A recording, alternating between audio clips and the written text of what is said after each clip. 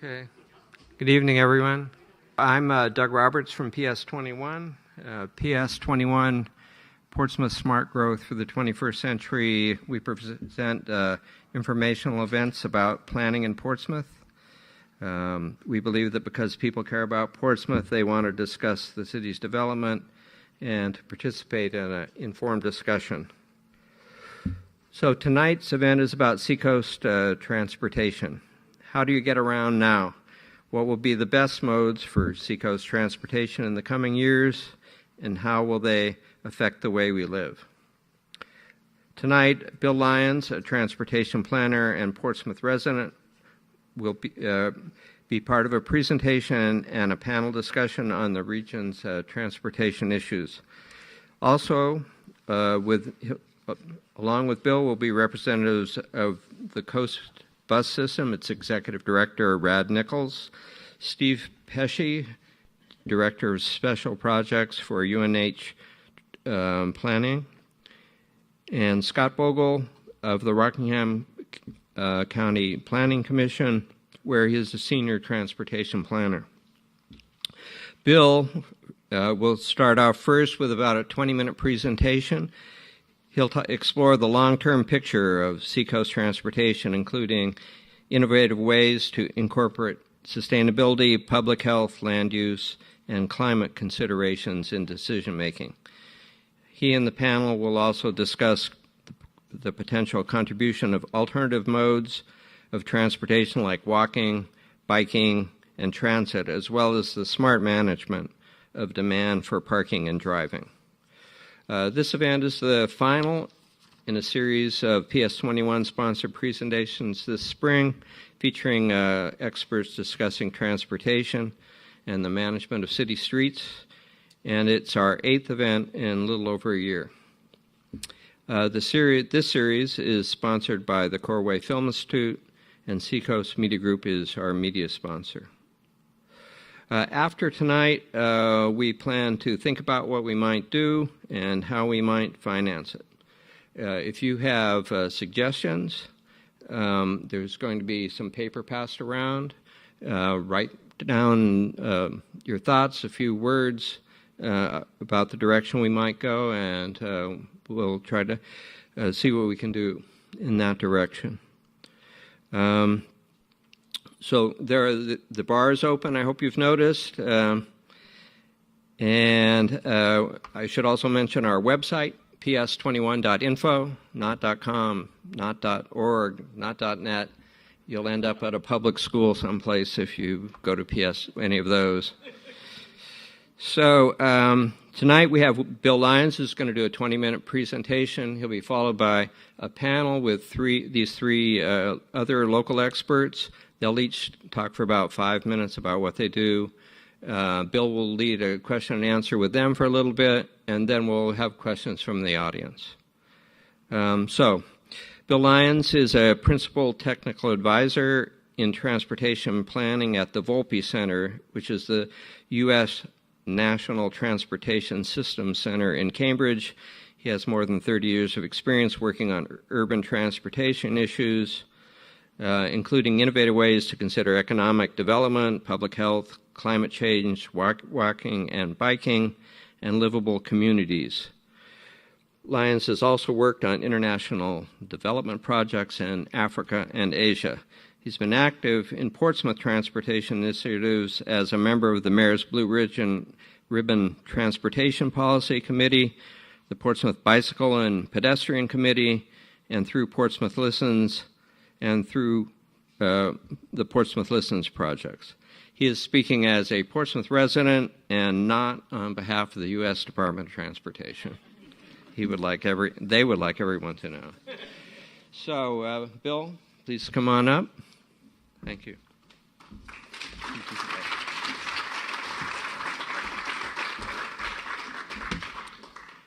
Thank you, Doug, and thank you, PS21. The perspective that I bring is both from work and also from living in Portsmouth for almost 35 years and being increasingly active. There's so much going on in Portsmouth related to transportation and parking and land use. probably been involved, like many of you have been, more and more over the last few years. So it just seems like a really good time, lots of enthusiasm, lots of ideas, and I think PS21 deserves a lot of credit for putting together such a great series. I don't know about this one, but the panelists will be good, and the prior speakers were wonderful as well.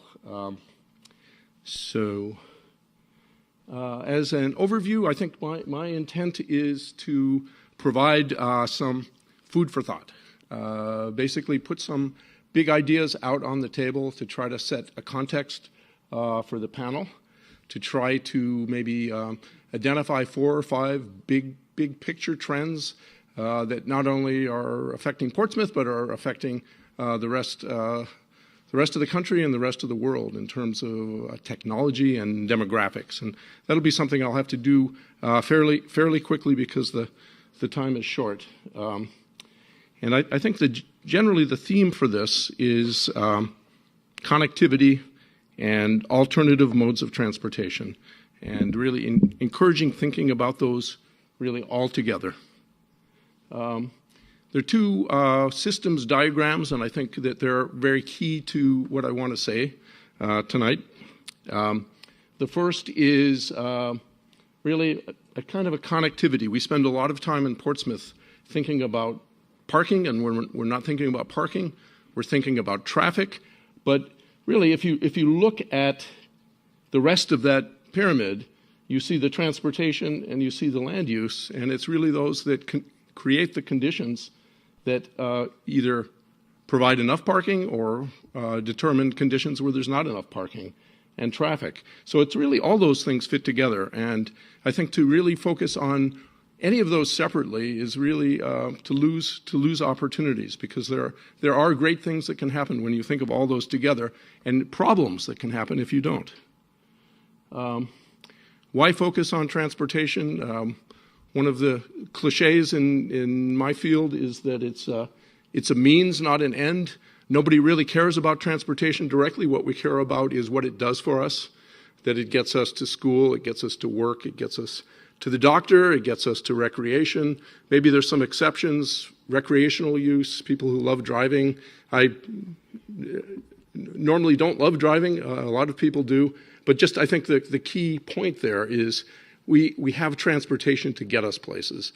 And more what we're seeing is technology that maybe accomplishes the same thing, access to schools, healthy food, recreation, maybe that you can do without traveling. And that's one of the key trends. I think the challenge is to plan a transportation system that takes care of a lot of things for us.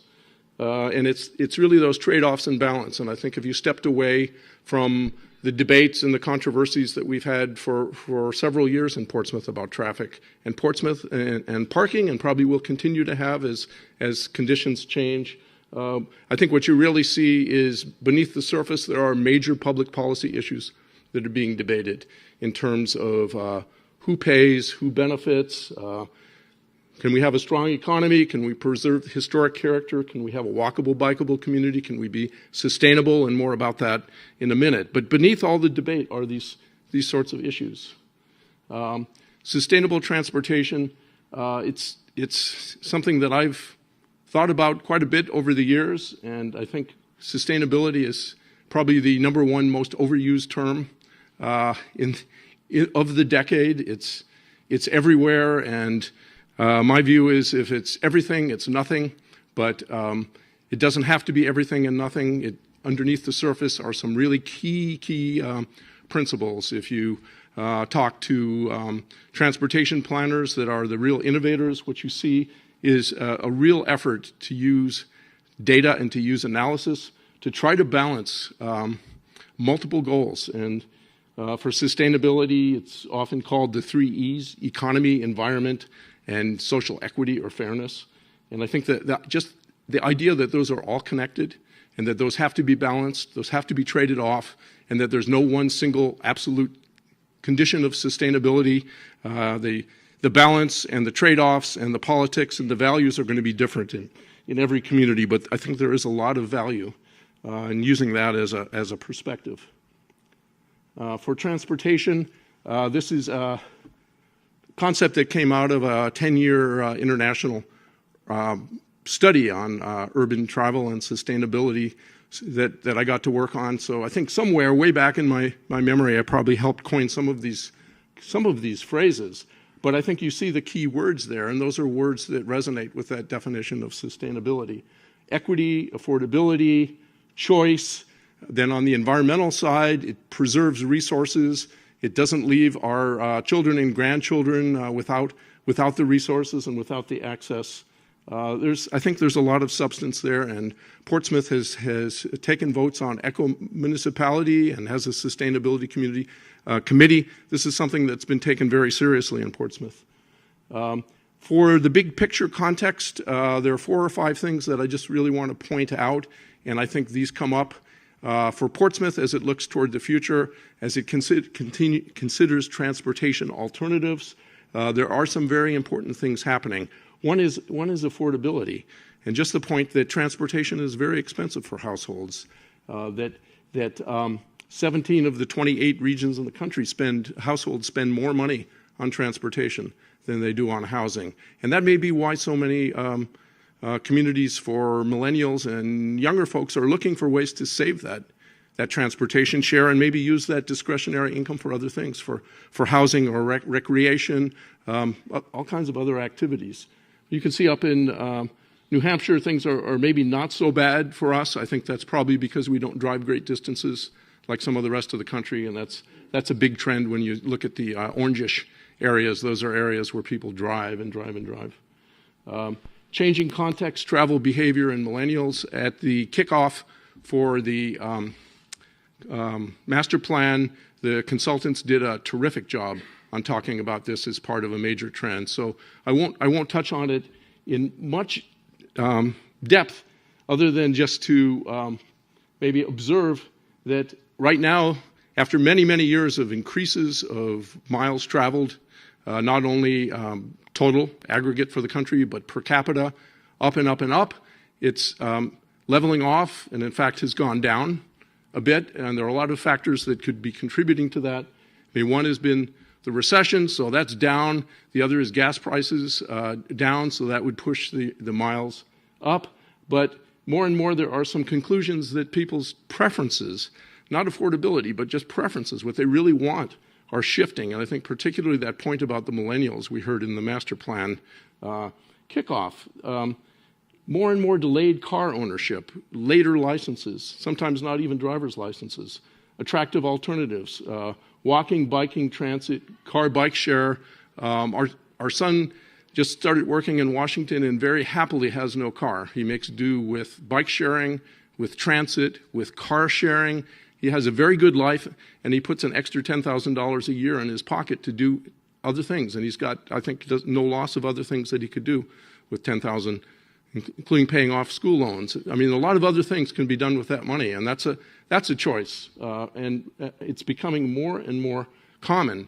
With all the discussions in the charrettes, we heard lots of discussion about the interest in demographic diversity, attracting or retaining younger population, providing the transportation and maybe the housing alternatives that would appeal, things like the micro-housing. It's really all part of the same question. The conclusion, this is just from this week in USA Today, communities will have to accommodate this demand for choice in transportation or risk losing millennials to places that do.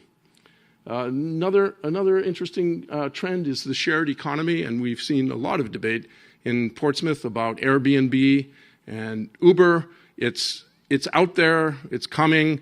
I think that Portsmouth has had healthy debates and seems to be finding grounds for moving forward. It's a similar situation in communities around the country, but it's really growing. Uber, 160,000 drivers. People can make $18 an hour in spare time or full-time work. The car sharing is growing around the world as well. An interesting example is the flight car, which I haven't actually encountered or talked to anyone who actually did, where you drive your car to the airport and you leave it and somebody else rents it and pays you, and when you come back your car is waiting for you along with money that's been credited to your flight car account with the same transparency and guarantees and endorsements of lenders and users that are in Airbnb and Uber. This is a big trend, and I work in Kendall Square in Cambridge, and many of my colleagues are under 30, and they don't have cars. They use these services. They bike share, they car share, they use transit. When they need to, they rent a car or they use Zipcar. That really is a trend. One other big trend that's coming to us that will have an impact, Portsmouth and everywhere, is autonomous cars. There you see the Google cars. Probably you've read in the paper that these are out and in use, and in several states being driven legally, automated cars. When you think about all the automation that is slowly being built into your cars, it's not a turn the light switch on, everything's automated. It's gradual, it's sequential, it's happening. Unless you drive an old car like I do, then you're sort of out of the picture. But if you're buying new cars, you start to realize that there are more and more of these features to the point where it gets completely automated. And Google is saying by 2017, not everybody, but that it will be available in the market. Now, this has some big impacts. Think of it in terms of, are these personal cars? Are they shared cars?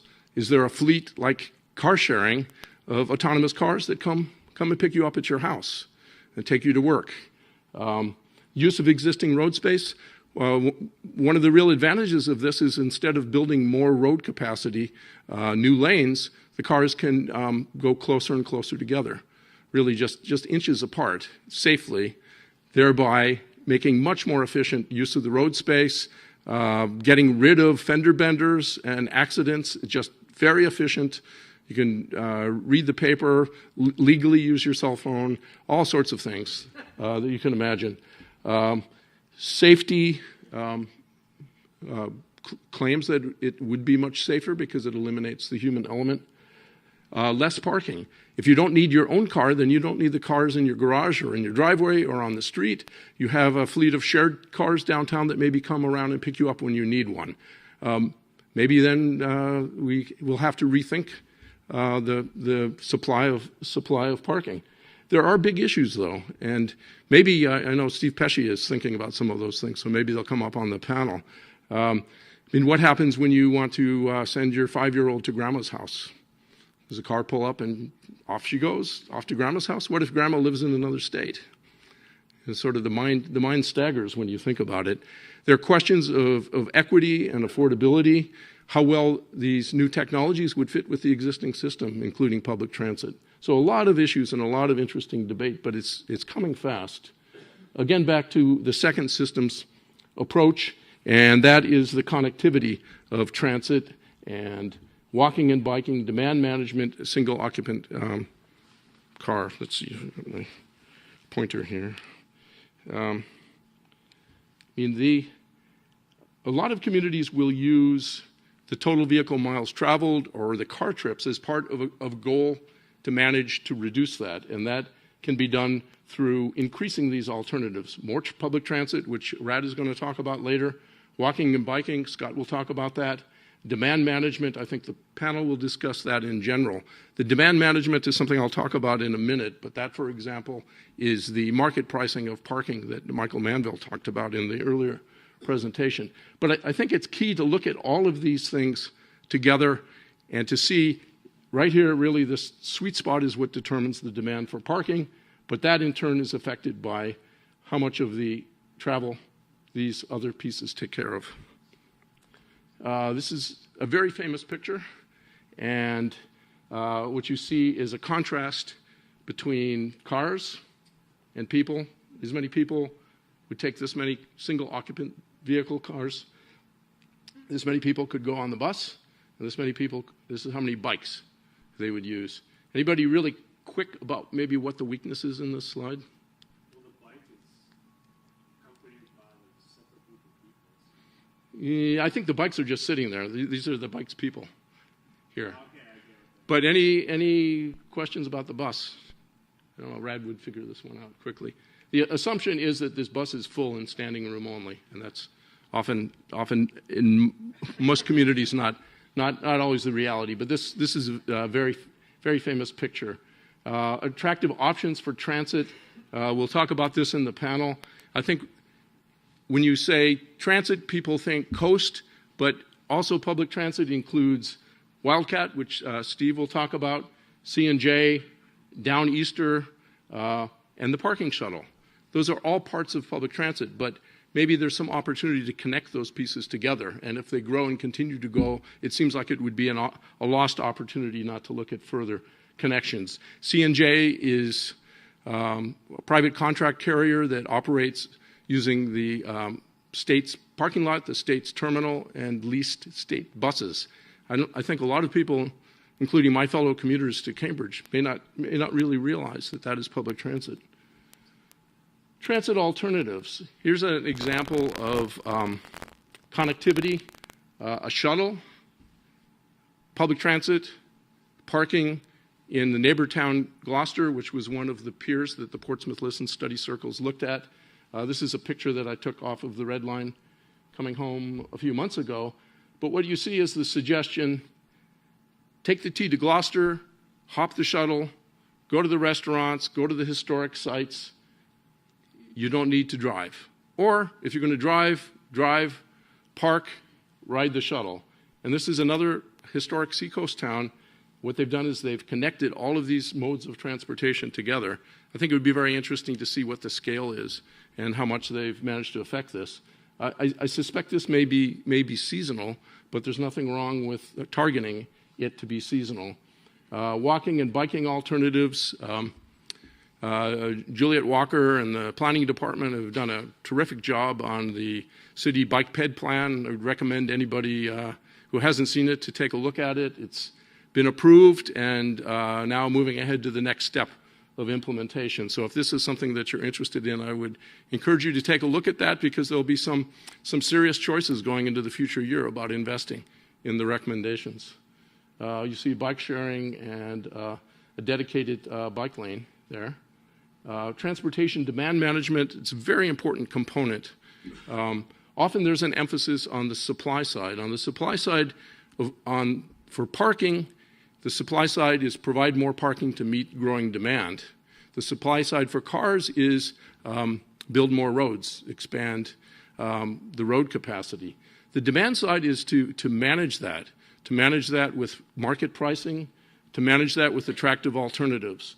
So I think that demand management is really a very important piece of the whole package.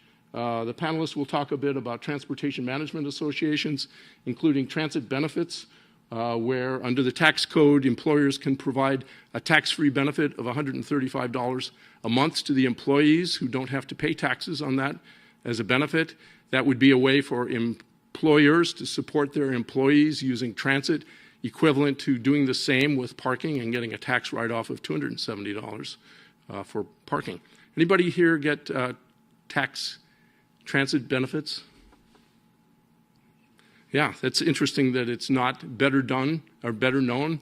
That's a real, it's a real attractive tool as an alternative to driving.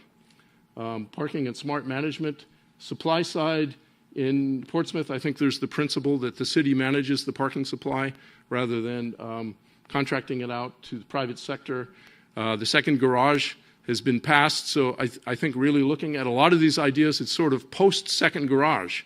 But I wouldn't say it's post-parking, because the issues and the challenges of parking are going to just continue as part of the bigger transportation issue, particularly if we're looking 5 years and 20 years down the road. On the demand side, smart management of scarce public resources. Can there be free parking? And I think the free parking is something that is not consistent with the market pricing. It's a whole other topic, and I think Manville covered that really well. Anybody know why I've got the zebra up there? From Manville's presentation, when asked, what do you do with the money from increasing the parking to, say, $2 an hour in the most attractive downtown spots, he said, it doesn't really matter. It's the price that's most important, because then you can manage to a target like a turnover rate, let's say of an optimal 85% turnover rate. Doesn't matter, buy a zebra. Or if you're going to do it in a particular business neighborhood, spend the money on amenities landscaping, street furniture, street lights for that neighborhood. But I think that's maybe where the difference between a parking expert and a transportation expert ends. Because a transportation expert would say parking is part of transportation. Think about how to use that money. So not only are you pricing to manage the demand for parking, but consider how to spend that money. It could be spent for additional parking spots, or it could be spent for alternatives like transit or walking and biking. Because if you spend $1 gained from the market pricing on an attractive, improved transit, then you may get one more person out of their car to be using that new transit system. So you almost get a two-for-one type of benefit there. Parking balance, a couple of quick examples. This is a picture I just took last week at Central Square. Very simple market pricing.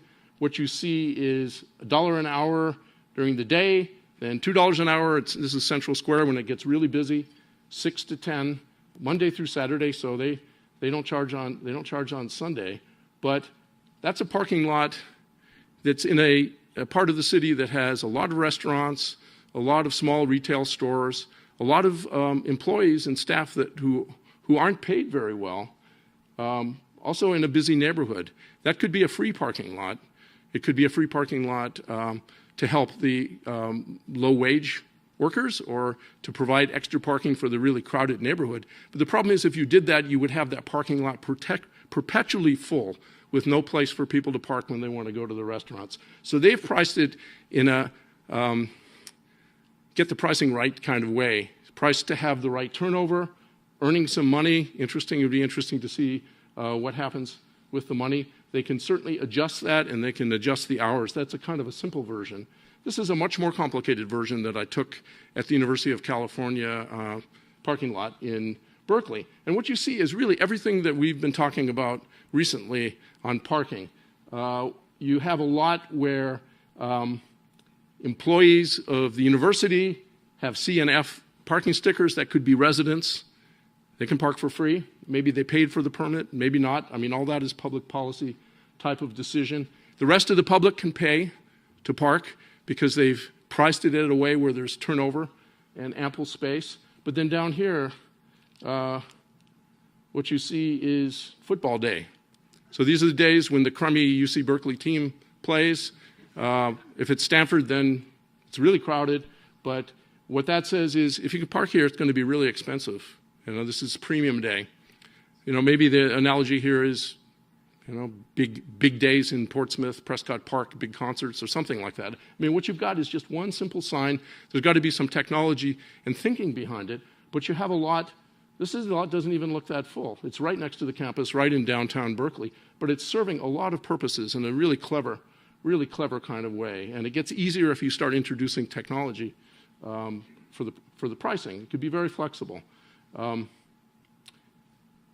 One idea is maybe we could take the private lots in Portsmouth, make it worthwhile for the banks at the most crowded times on the weekends and evenings, have those managed as a group, get a vendor to do something like this, price the parking, because right now it's free, and again, with the free parking, you always have the risk that it's not being used in the optimal way. So just something to think about. Again, I think the key here is everything fits together. Everything is connected. You can't look at parking. You can't look at managing traffic without looking at all three of those things, the walking, the biking, the transit, and the demand management. Putting the pieces together in a balanced approach.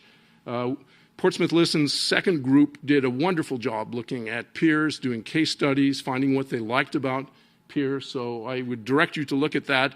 Instead of taking one of those, like a really good Portsmouth peer, I took two completely different places just to, you know, maybe stir things up a little bit and just show completely different areas. And I think the key here is that it's the balance. And there's probably no place in the world that has a bigger challenge to try to have economic growth in a really crowded island and has pulled it off by putting all those pieces together.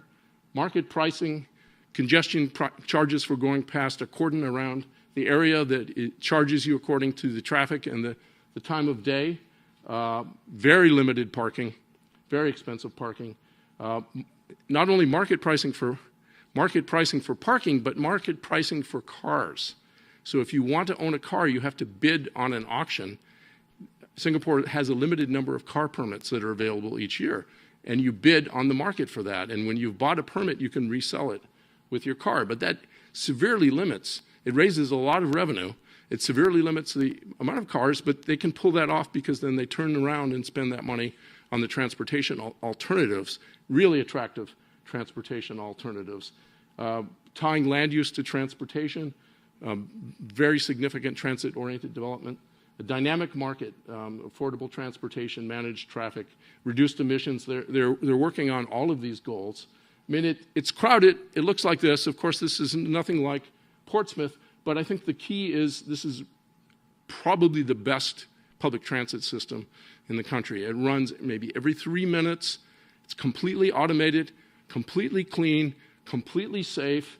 These people are paying less than $2 a ride instead of bidding for the price of a car permit. It works really well. And in the long-range plan, Singapore expects to have 80% of the population within 400 meters of walk of fixed route rapid transit like this, all part of the master plan, and it works. Of course, Singapore is famous. I didn't get a picture of the sign that shows no spitting, no cigarettes, automatic fines. I mean, no questions asked. I mean, it's no stinky food. It's a different place. It's just interesting to look at. One more thing is Kendall Square, where I work. Probably a lot of you are familiar with that area and how much it's grown. It's New England Silicon Valley, MIT, Google, Microsoft. Our building is 20 undeveloped acres, and there's a land rush on for developers to try to bid for the federal land right in the heart of Central Square. But over the 2000 to 2010, the business space has gone up 38%, and if you've driven through that area, that's believable. And you see all the new restaurants and retail centers and shops, but then you look down here and you see what's happened to traffic on Broadway, the main street where our building is. You see that it's actually gone down, and I can look out my window, and I haven't counted, but I see many, many more pedestrians than I see cars, and a lane each direction on Broadway has been taken for a premium bike and walk facility, and there aren't traffic jams there. Themes going forward, maybe just to summarize, recap here a bit, plan for the future. I mean, a lot of times we're trying to solve today's problem or a problem in a year or two, or even yesterday's problem. I think the challenge, particularly if we want to help make Portsmouth the sort of city that we would all like it to be, is to go long, look 5 and 20 years, even look 50 years if you're thinking about things like climate, sea level rising, move beyond parking. It's a complex and evolving future. You need to look at parking in the larger context, set goals and metrics, and then back up and find the best approach for doing that. If the target is to reduce vehicle trips or vehicle miles, then look at really attractive alternatives or demand management that can accomplish that. Always look for the connectivity. At every one of the PS21 and Portsmouth Listens, often people ask questions about, well, this is interesting. How can I get involved? I think probably a lot of people in the room are already involved in some of these activities, but the master plan study circles are going on. I think they already began. Is that right? But I think there'll be opportunities. Maybe Rick can make a comment on that for people who aren't in the study circles to comment or to come to meetings or give input as well. I mean, that master plan is land use and transportation, and the connectivity is certainly going to be there. The design charrettes have been really successful, imaginative efforts. PS21, the bike ped plan, and moving into the implementation. And these issues are coming up constantly. I mean, if you go to the city council meetings and you hear the discussions, more and more you hear some of these broader, longer-term ideas. I mean, people are thinking about these things. It's really a chance to participate and make your views known. And that's it. Thank you.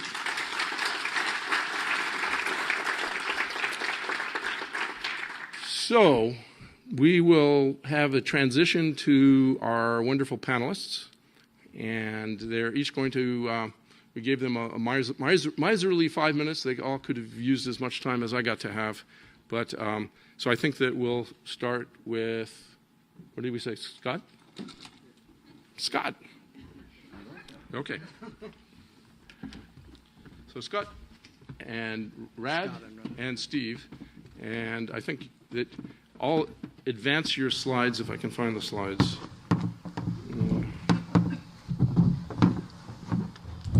First, we're going to have, did we say Scott? Yep. Yeah, Scott Bogle, who is the Senior Transportation Planner at the Rockingham Planning Commission, the Seacoast Metropolitan Planning Organization, and is going to give us a little bit of an intro related to the work that the Seacoast Planning Commission does, particularly related to bikes, pedestrians, and demand management. Why don't I start in, and the slides will be up quickly. Thanks to Bill, and also I wanted to thank Doug Roberts and the PS21 Steering Committee for the opportunity to join the panel tonight. I'm Scott Bogle. I'm a Senior Transportation Planner with the Rockingham Planning Commission. For those of you who may not be familiar with Rockingham Planning Commission, we're one of 9 regional planning commissions around the state of New Hampshire. Despite the name, we're actually not affiliated with Rockingham County. Our funding is a combination, at least on the transportation side, of federal funding and local dollars that match the federal dollars. We provide technical assistance to our 26 member communities with local and regional transportation planning, land use planning, issues related to housing, natural resources. For our smaller communities, we actually, in some cases, provide part-time planning services, communities that don't have full-time planning staff, unlike Portsmouth. As Bill alluded to, we're also the federally designated metropolitan planning organization for southeastern New Hampshire. Every urbanized area in the country has an MPO. MPOs are designed to ensure local input on decision-making for programming federal transportation dollars. And they came out of the 1960s. MPOs were first established in the 1960s, sort of in response to some of the urban clear-cutting projects that happened with the development of the interstate highway system. If you think about the central artery that cut right through the North End in Boston, the idea of MPOs was to have local input to decide how federal transportation dollars would be spent. We're responsible as the MPO for developing a 20-year long-range transportation plan for the region that's both policies and project-specific, and also a 4-year transportation improvement program. We don't actually have a standalone bicycle and pedestrian plan. We haven't historically. Our regional long-range transportation plan does have elements that deal with the highway system, with public transportation, transportation demand management, bicycling and walking, interaction of transportation system with land use and land development. We actually have in our work plan for the coming year, starting July 1st, a project to develop our first standalone bicycle and pedestrian plan for the region, and that'll be working in conjunction with the State Department of Transportation, which is going to be updating the state bike ped plan. The current state bike ped plan dates to 2000 and is fairly limited. As we work on that, I think we'll be looking to build on what I think has been excellent work that was done by Tool Design Group and the city in the city's new bicycle pedestrian master plan. We do work on various regional bicycle and pedestrian infrastructure projects. Several of those would be the New Hampshire Seacoast Greenway, which is New Hampshire's segment of the East Coast Greenway, which is envisioned to be a 3,000-mile-long urban Appalachian trail running from Calais, Maine, down to Key West. I've also worked over time on the Great Bay Bicycle Loop. That was something that was set as a priority by Rockingham Planning Commission, Stratford Regional Planning Commission, and SABRE going back to the 1990s. And there have been some key projects here in Portsmouth that are part of that, the bike bridge over the Spalding Turnpike, most recently the Pease multi-use path. This summer, the shoulders between Durham and Newmarket are finally going to be built. It's another key link in that, and also shoulders on 108 from Newmarket to Newfields.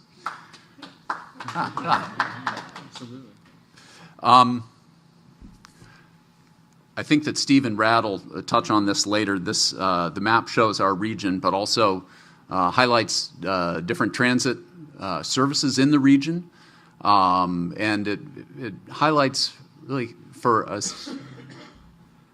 For a city the size of Portsmouth and for this region, we are the beneficiaries of a pretty remarkable transit network. You see Wildcat Route 7, or Route 4, pardon me, coming in here from Durham to Portsmouth. The red here is C&J, intercity bus service, starting up in Dover, coming down through Portsmouth Transportation Center. The Coast route network is in green here. Also for intercity bus, you see a snippet of the Boston Express service in the I-93 corridor. See the Downeaster here in green. And then the East-West Express that connects Portsmouth to Manchester Airport in downtown Manchester. I think we'll probably talk about those a little bit more when the transit agencies speak. Can we have the other slide? So a point that I wanted to bring up just to round out what I say about the Rockingham Planning Commission and bike ped planning has to do with thinking beyond infrastructure. Bill earlier mentioned 3 E's of equity, economy, and environment. It turns out that E is an especially useful letter if you're a planner. There are actually another 5 E's that are often used in thinking about bicycle and pedestrian planning and encouraging people to consider biking or walking as an alternative to driving. And those are engineering, which is your infrastructure part, building your sidewalks and bike lanes and rail trails. But building that infrastructure is necessary, but not necessarily sufficient in order to optimize use of those facilities. You also want to have education, bike safety education for youth and for adults, how to ride in traffic, and public education for drivers to ensure that drivers understand the rules of the road, rights and responsibilities of drivers as well as bicyclists. Encouragement is activities that make it fun and remove the barrier to trying something new. Things like Bike to Work Day, or like the business to business challenge, multimodal commuter challenge that Seacoast Commute Smart Seacoast runs, that I'll talk about in a minute. On the enforcement side, ensuring that law enforcement, that police departments are aware of all of the rights and responsibilities of bicyclists. And ensuring that there's speed enforcement, and in some cases perhaps looking at additional laws that may be useful, things like a vulnerable user law. And finally, evaluation. There's a phrase that somebody from the Rails to Trails Conservancy uses: if you don't count, you don't count. And Portsmouth, as part of the update to the bike ped plan, did a comprehensive set of bicycle and pedestrian counts last summer. They're going to be updating those on an annual basis. We're starting to do that at the regional level as well. And also there's a mandate on MPOs from Federal Highway Administration now to do more with performance-based planning, where we're establishing metrics, doing data collection to monitor those, and track our progress against those. So I think I've probably exceeded my 5 minutes for the RPC, but since Ann Rugg from Commute Smart Seacoast was called away, I was also going to talk briefly about transportation demand management and our TMA here in the Seacoast. Same presentation, right? Yeah, same presentation actually. Oh, it's the same presentation, yeah. Okay. I was going to start struggling with the next one. Oh, shoot.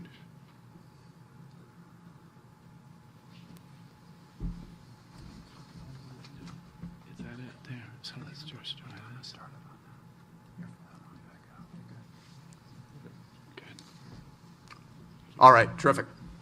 So Commute Smart Seacoast is a transportation management association, or a TMA. And TMAs are organizations that work with employers to let employees know about their options in terms of commuting. What are their alternatives to driving, whether that's transit or carpooling or biking or walking, and to try to reduce the barriers to choosing one of those options.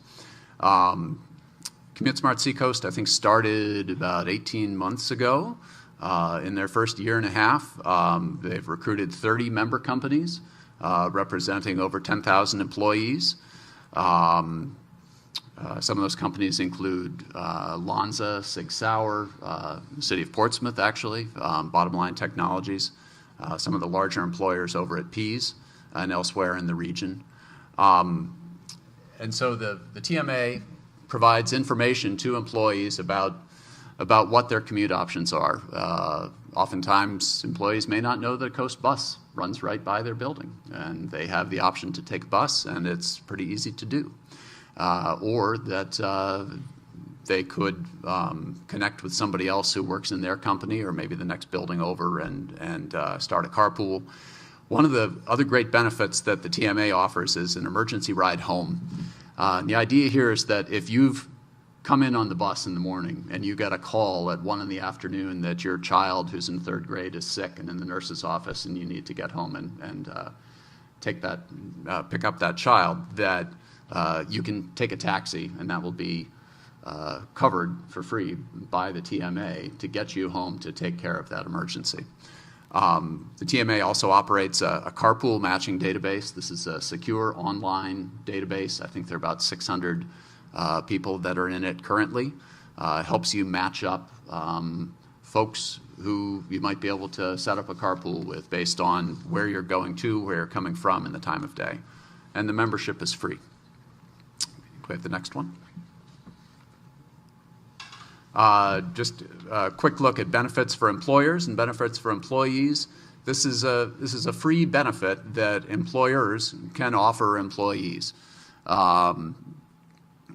Bill earlier mentioned the tax incentives that go along with the federal commuter benefit tax incentive. To our knowledge, the only major employer offering that in the Seacoast is Portsmouth Naval Shipyard. Rad can talk about that a little bit later, but that's something that you see down in Boston. A lot of major employers offer a tax-free benefit to help cover the cost of your transit commute.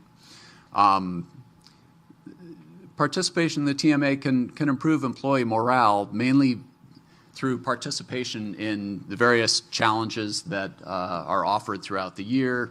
Bottom Line competes with Lonza, competes with Newmarket International on a commuter challenge to see who can have the most people walk or bike or ride transit or carpool during a given week.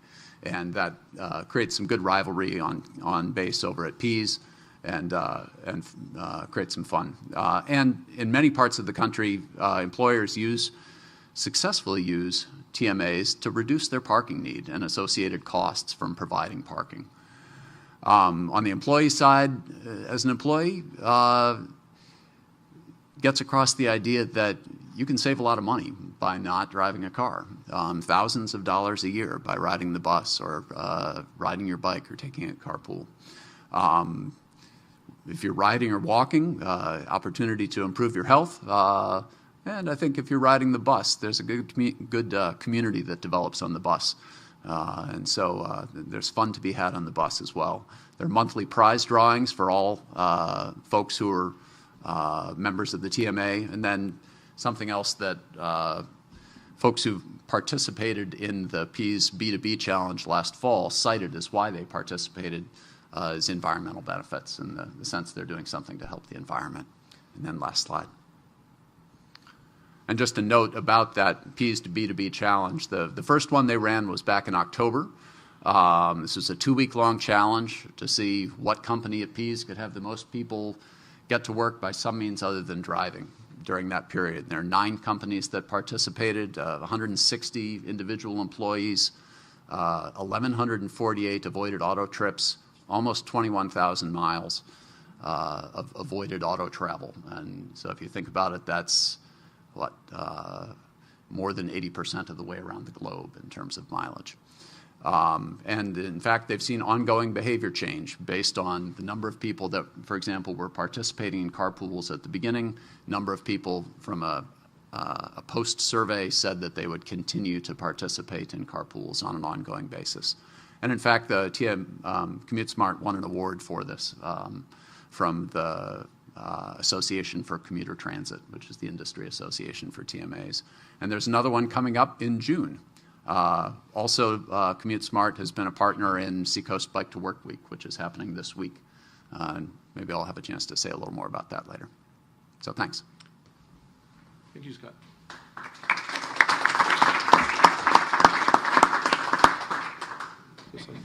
Next up, we have Rad Nichols, who is the Executive Director of Coast.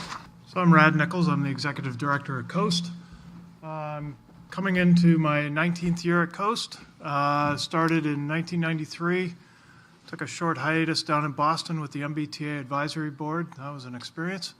And then worked my way back up through Haverhill, back up to Coast in 2000 and actually in 99. We are an organization that was first formed in 1981 as a nonprofit by a group of philanthropic individuals in the region who were interested in creating a better network of publicly accessible transit services, kind of bringing together the disparate number of services that were available in the region at the time. One of the first things they decided needed to be done was to create a backbone of a system, a fixed route public transit system that everybody could feed into and out of. So we began providing service in 1982, and we contracted with private local providers to be able to do that. We also began a long-standing relationship with the University of New Hampshire and Caravan service at the time. Caravan actually began managing and operating our services for us in the mid-'80s, and that ran through about 98. In 1985, we were further defined as an independent public body of the state of New Hampshire so that we could become a direct recipient of Federal Transit Administration funds and give the New Hampshire DOT the opportunity of stepping away from the plate and playing the middleman, which they were more than happy to do at the time. Services we operate in Portsmouth are Route 2, which runs between Rochester, Somersworth, Dover, Newington, and Portsmouth, terminating in Market Square. And then our Route 7 bus, which runs currently between Exeter, Stratham, Newmarket, Greenland, Portsmouth, and Newington. The Portsmouth portion is on Route 33 and then through Pease. We also have our two trolley routes, Route 40, which connects Market Square out Islington Street to the Pease International Trade Port in Newington, as well as Route 41, which runs down Middle and Lafayette roads out of Market Square. The Lafayette Road Trolley, Route 41, we also offer an extension at key times of the day over to the Portsmouth Naval Shipyard to get shipyarders who live in Portsmouth over to work and back at key times. Additionally, we offer ADA paratransit service. This is an on-demand service that is available for individuals with disabilities who, because of that disability, cannot otherwise use the fixed route bus service. Either they can't get from their home to the bus stop, they can't wait at the bus stop, or they can't negotiate the system once they're on board due to their disability. That is, in fact, the fastest growing segment of our business. We do offer connections to Wildcat Transit, C&J, the Downeaster, Greyhound, and the East-West Express. And look at that, I've already covered slide 2. Sorry, Bill. I will say in Bill's presentation, there were a couple things I wanted to follow up on. If you're interested in autonomous cars, we do that. We just have somebody else behind the wheel. You can be autonomous back in the back.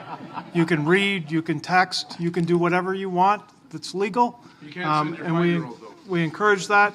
You cannot send your five-year-old by themselves. They can be escorted by somebody in charge. And I'll also point out that the comment about the famous photo, and you said Rad will be able to pick this out, No, I can't, Bill, because both Wildcat Transit and Coast, we operate buses with that many people on board every single day.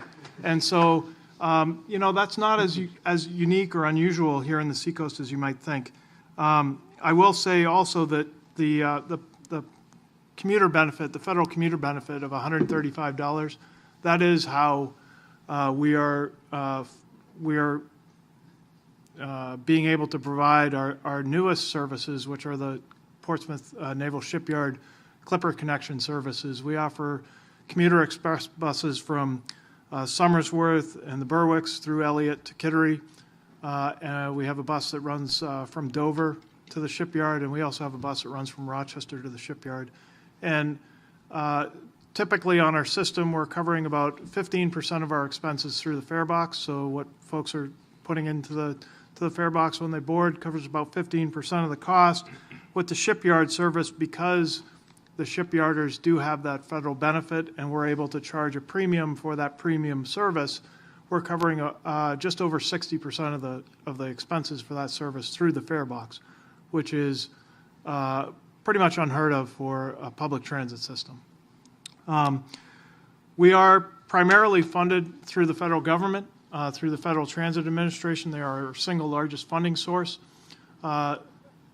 Beyond that, we have the fare box, what our riders are paying. We have the local communities that we request funding from every year. Portsmouth is contributing to Coast significantly, one of the largest contributing communities to Coast, just over $200,000 a year through for our core services as well as for the trolley system. Big supporter, and we're very appreciative of that. We garner a lot of revenues through the ads that we sell on the sides of the buses. That's a significant revenue stream for us. And in some cases, we're hoping to be able to expand that into advertising on some of our bus shelters in outside of some of the more sensitive areas that there might be in communities for that revenue opportunity. I did want to, if you don't mind going to the next slide, Bill, I did want to point out a few things, and I do have a handout in the back. If you want to know more about Coast, I figured I'd spend my time doing something a little different. So I definitely wanted to point out about 65 to 75% of residents in the city of Portsmouth are within walking distance to public transit, whether that be Coast or Wildcat Transit. That's a significant number. And walking distance is considered to be half a mile. Did you know that your city has some of the highest public transit service levels of any community in New Hampshire? Now, that's a double-edged sword. There aren't a lot of communities in New Hampshire with public transit service. But of the communities that do have public transit service, you have fantastic public transit service in terms of the levels of service you have. We have a bus every 30 minutes for a good part of the day, or a trolley every 30 minutes for a good part of the day in the city, and that has made a world of difference in ridership on our system. In the last 10 years, we've seen ridership increase somewhere around 160%. And a big part of that is because of the way we've expanded and the amount of service we've been able to put on the street. A lot of that expansion has been funded through Congestion Mitigation Air Quality Program. Some of it, those funds are long gone, and we've transitioned those services into our regular federal program. The trolleys are a perfect example of that. Others, they're still funded by CMAQ, and they may continue to exist, they may not in the future, because the federal funding picture is quite unknown. What I did want to do, and this might be a little provocative, but I think that was the point of the night, is if you could go to the next slide, Bill. is what I was going to say, hey, let's take a look in the mirror. If you could hit the next one. How many of you have actually ridden a Coast bus or Wildcat Transit? That's a good number, but it's not as many as we'd like to see. So the next question, if not as many of you had said that, would be, have you ever ridden a Coast bus or a Wildcat Transit bus? And there's a large part of the Seacoast that has not. And then the next question is, why? Why do you ride it, or why haven't you ridden public transit? There's an awful lot out there. It's very accessible. We've made a lot of efforts into making it easy to find, easy to understand. We've invested very, very heavily, as Wildcat Transit has, into making sure the equipment is modern, clean, very inviting. We've invested a lot of money and effort into our staffs to make sure that when you get on board, you get a good ride, you get a nice greeting, and you get help if you need it. So we're trying to take down those barriers. And then finally, the question is, if not you, then who is public transit for? And I think we all need to think about that. I took a challenge last fall. Our work happens to be on a Wildcat Transit route, and I live in Durham, so I rode Wildcat Transit for over a month. I saved an unbelievable amount of money. I got to work much less stressed. I don't know why exactly, but I got there much less stressed. I had a lot of conversations on my way to work that were great. They weren't with myself, worried about all the variety of things that I need to be worried about, like my daughter just texting me now saying, "Where's mommy? She's not here. I'm supposed to be picked up at the high school." You know, they were great conversations, and I got to meet people that I had been corresponding with on our Facebook page or through Twitter. I always say our public transit systems, any public transit system, it's a rolling neighborhood of your community. Everybody's out on their front porch waiting to have a nice conversation with you. So I guess with that, I'll stop off because I've probably used up my 5 minutes. Yes, thank you. Thank you. We've got time for Steve, and then we'll have some time for some quick questions. Steve Pesci is a special projects manager at the University of New Hampshire and is one of the more perceptive transportation planners on the Seacoast, someone I've known for a long time and has a lot of good ideas. Thank you for the invitation, and my colleagues as well. I've known them for many years, and I think the beauty of being in the Seacoast is it is very small. We all work together, so the two transit systems work together, and we try to figure out creative ways to make our systems work good for everyone. I like to say Wildcat is the other transit system in Portsmouth, and some people say I have a complex about that, but I do think that people don't realize that there are actually two transit systems, although we do share each other's passes. But we connect Portsmouth, Newington, and Durham on Route 4. Wildcat Transit connects the university right to your community, and the university is very pleased to be doing that. We view it as a great service for our faculty, staff, and students that really connects them to the larger Seacoast area. It's open to the public, and I think many people don't realize that. They see the UNH bus and they think, oh, well, that's just for the students. And no, in fact, we are a public transit system, just like Coast, and we welcome the public to ride our buses. And I'll show in a second why I think with our route going right through the center of Portsmouth, I hope you will take advantage of that. Route 4 is our largest regional route.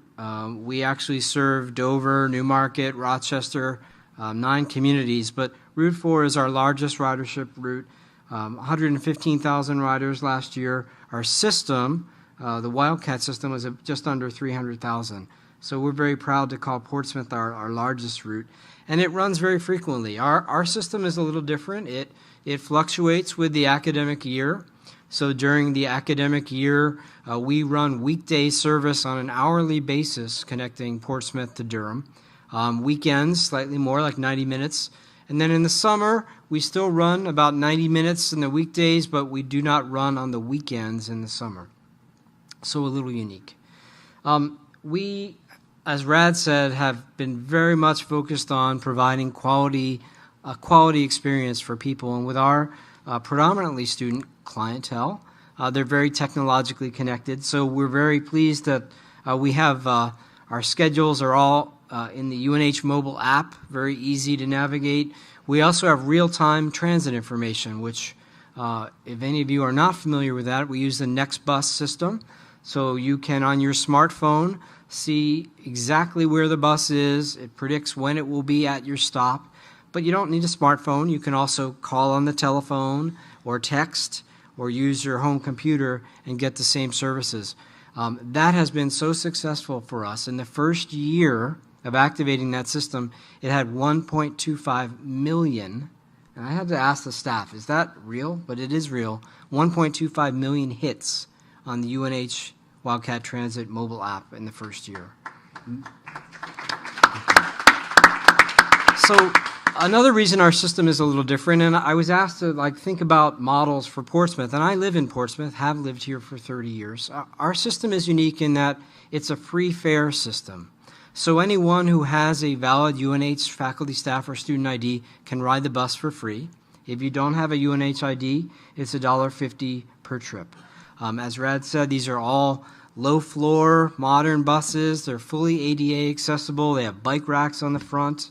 They have audible stop announcements, which we're very pleased with that system and how it works, and it helps our riders, not just riders with disabilities, but we get 25% new population every year of students, and they don't always know what the stop names are or where maybe it's their first trip to Portsmouth, and they don't really know when they're in Market Square. So we have all of that. We're also very proud of our fleet. We branded it as the EcoCat fleet. We run all of our buses are either compressed natural gas powered, that's about 60% of our fleet, or run on B20 biodiesel year round. So we are avoiding last year was over 110,000 gallons of traditional petroleum fuel on our fleet, and very quiet, low emissions buses. It's about 85% faculty staff, as I said, and Bill. The route is a little different than Coast, and I just wanted to show the map to point it out. If the pointer, is that the laser pointer? And this has really been a traditional example of the Portsmouth route right through downtown. It goes Market Square right down the Islington Street corridor. Our system is built around a very fundamental goal, which is to get faculty, staff, and students from where they live to the core of campus as fast or even faster than they can drive and park at UNH. So we go right through the heart of some of Portsmouth's core neighborhoods. We keep our routes consistent. They don't change much from year to year, which is really important. And as I said, we go to Newington through the malls and to core campus. We connect on campus. We're lucky enough to have the Amtrak down Easter, and we connect there with also our local bus system, which is called the Campus Connector, and is free to everyone. You don't need an ID. You just walk on in Durham, and that actually carries almost 900,000 passenger trips a year. So combined, there's about 1.3 million trips. We're hoping for our 11th record growth ridership year. And Bill mentioned measuring it in terms of vehicle miles traveled. It's somewhere between 4 and 5 million vehicle miles traveled removed from our local roadway system. So it's very significant. A few points I wanted to bring just quickly about UNH. And people will say, oh, but that's a college campus. It really isn't applicable to our community. But I think in the case of Portsmouth, there's a lot that's similar.